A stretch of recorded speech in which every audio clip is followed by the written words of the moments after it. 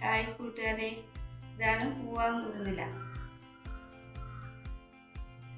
അത് തുളസി,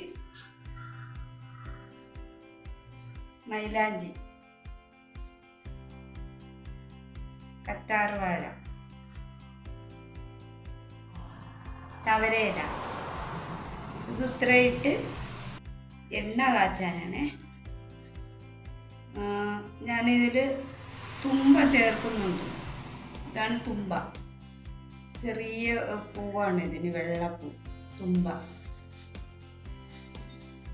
ഞാൻ ഇത് ഇത്രയും മാത്രം ചേർക്കുന്നത് എന്താണെന്ന് വെച്ച് കഴിഞ്ഞാൽ, പിന്നെ ഞങ്ങൾ സാധാരണ ഇത് എള്ള്, കറുത്ത എള്ളായിരിക്കണേ.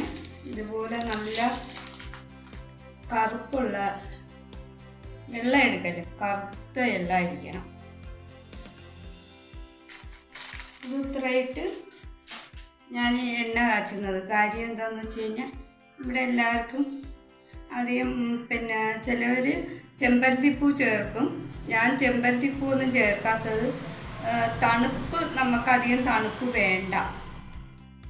അതിന് ഇത് നമ്മൾ കൺട്രോൾ ചെയ്യാൻ വേണ്ടിയിട്ടാണ് തുളസിയും നവരയില അധികം ചേർക്കുന്നത്.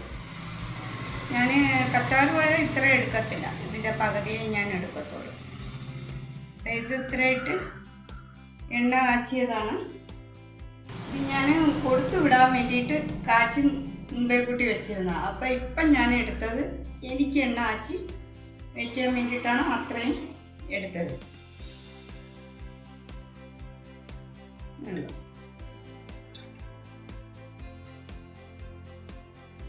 നല്ല വേണോ? ഞാൻ ഇത് എണ്ണ കാച്ചുന്ന സമയത്ത് ഒരു തേങ്ങയുടെ പകുതി എടുത്ത് ഞാൻ അതിൻ്റെ തേങ്ങാപ്പാലും കൂടെ ചേർത്താണ് എണ്ണ കാച്ചുന്നത്.